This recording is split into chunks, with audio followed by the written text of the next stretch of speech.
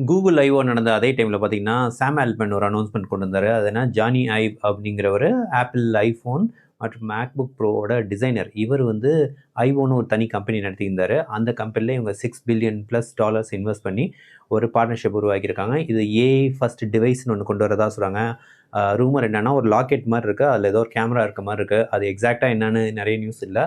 அவங்க internal டீம்கிட்டலாம் discuss பண்ண சில மீட்டிங் இன்ஃபர்மேஷன்லாம் வந்துச்சு. அதில் வந்து அது வந்து கட்டாயம் ஒரு மொபைல் கிடையாது, மொபைல் ரிப்ளேஸ்மெண்ட்டும் கிடையாது. இது என்னன்னு எக்ஸாக்டாக வெளியே தெரில. பட் ஆனால் இது ரொம்ப ப்ராமிசிங்கான ஒரு ப்ராடக்டாக இருக்கும், இது வந்து நிறைய செல் ஆகும் அப்படிங்கிறது சொல்கிறாங்க. நான் என்னோட ப்ரெடிக்ஷன் வந்து நாளடைவில் வந்து மொபைலுங்கிறது ஒரு ஃப்ரிக்ஷன் தான். உங்களுக்கு தேவைன்னா அலர்ட் வந்தால் கையிலேருந்து எடுக்கிறது, மெசேஜ் பார்க்குறது, ஃபோன் பண்ணுறது, இது மாதிரி தனியாக கேரி பண்ணுறதுக்கு பதிலாக வியரபிள் கிளாஸஸ் வரும். அதில் தான் கூகுளும் இன்வெஸ்ட் பண்ணிகிட்ருக்கு, மெட்டாவும் இன்வெஸ்ட் பண்ணிகிட்ருக்கு. ஏன்னா ரெண்டு ரீசன்.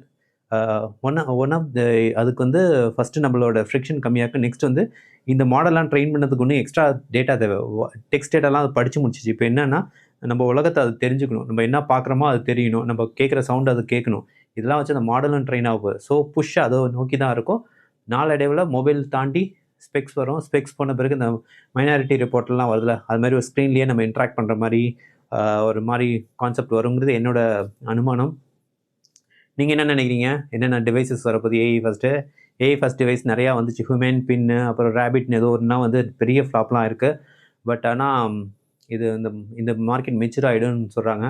ஏன்னா இப்போ ரீசெண்டாக வர நிறைய லேப்டாப்ஸ்லலாம் என்எல்யூன்னு ஒன்று ப்ராசஸ் தனியாக வைக்கிறாங்க. எப்படி வந்து ஜிபியூ சிபியூ மாதிரி இப்போ என்எல்யூங்கிறது ஏஐக்குன்னு தனியாக ப்ராசஸிங் யூனிட்லாம் வர மாதிரிலாம் வரப்போகுதுங்கிறாங்க. பார்ப்போம், புது புது அனௌன்ஸ்மெண்ட் வருது.